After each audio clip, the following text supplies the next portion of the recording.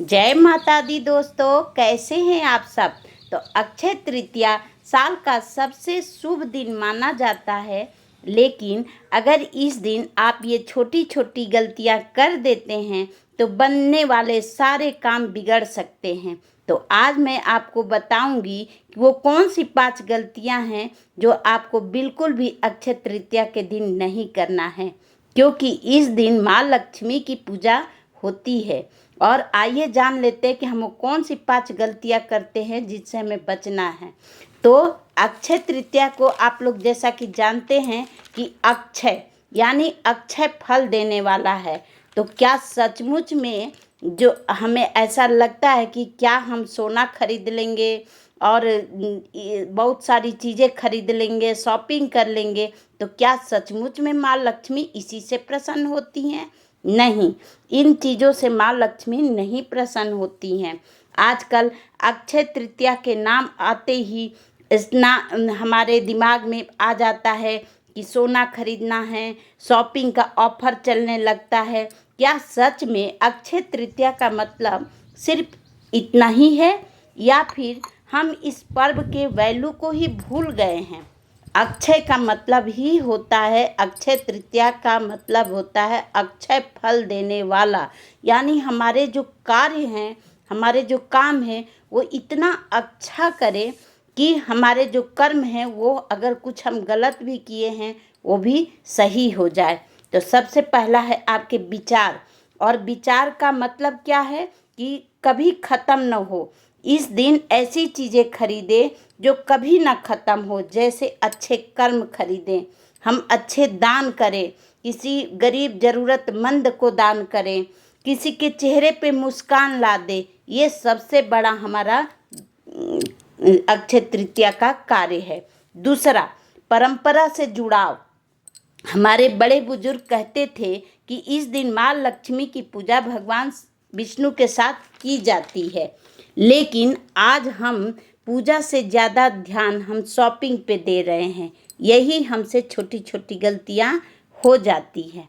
मैं ये नहीं कहती कि खरीदारी करना गलत है, लेकिन अगर पूरे दिन हमने भगवान को याद ही नहीं किया, किसी ज़रूरतमंद की मदद ही नहीं की, तो फिर अक्षय तृतीया का असली मतलब कहीं न कहीं अधूरा रह जाएगा।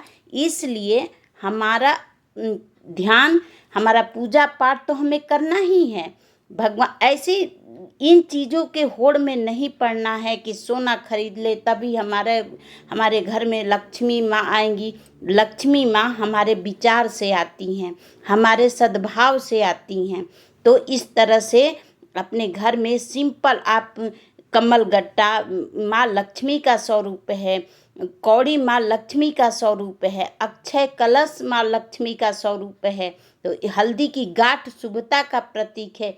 इन छोटी छोटी चीज़ों से ही माँ लक्ष्मी प्रसन्न हो जाएंगी। उनको हमारी बड़ी चीज़ें नहीं चाहिए। तो ठीक है, तो अगर आप इस दिन को सचमुच में लाभ लेना चाहते हैं तो इस दिन ये सब काम जरूर करिए। सुबह उठकर सबसे पहले भगवान को ध्यान करना है और अपनी क्षमता के अनुसार दान करना है। ठीक है, जिस हिसाब से हमको भगवान ने शक्ति दी है, हमारे को सामर्थ्य दी है, उस हिसाब से हमको दान करना है। अगर किसी ज़रूरतमंद को अगर हम एक छोटा सा चप्पल ही खरीद के दे देंगे ना, तो बड़े दान के बराबर हो जाएगा।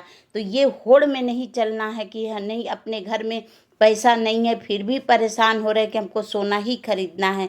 इस तरह से कार्य नहीं करना है। पूरे दिन व्यवहार को अपने अच्छे रखना है।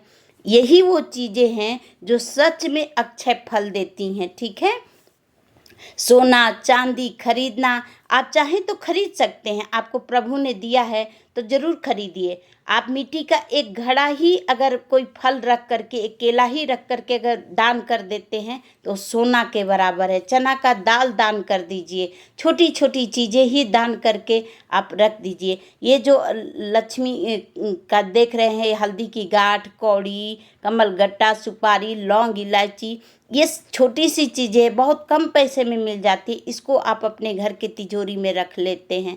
इसी से माँ प्रसन्न होती हैं, ठीक है। और जो अगर आप सोना चांदी आपके पास भगवान ने दिया है तो ज़रूर खरीदिए, इसमें कोई दिक्कत नहीं है। तो इस अक्षय तृतीया पर सिर्फ खरीदारी मत कीजिए, अपने कर्मों को भी इतना ही अच्छा हम लोगों को बना लेना है और वही हमारे साथ हमेशा रहेगा।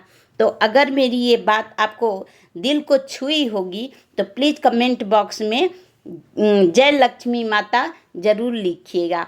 और देखिए, ऐसे तो अक्षय तृतीया के दिन दान का बहुत बड़ा महत्व होता है। दान पुण्य करने से उसका हमें 1000 गुना फल मिलता है। इसलिए अक्षय तृतीया के दिन कुछ अच्छी चीज़ें घर में ज़रूर लानी चाहिए।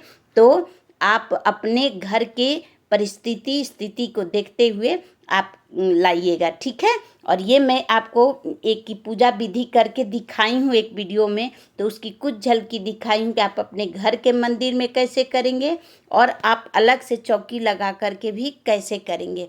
सिंपल एक कलश रखना है और आपके पास जो कौड़ी वगैरह है उसको रख करके पूजा पाठ कर लेना है। इसी से माँ प्रसन्न हो जाती हैं। तो अगर वीडियो अच्छी लगी होगी तो फैमिली फ्रेंड के साथ शेयर करिए, लाइक शेयर और सब्सक्राइब जरूर करिए।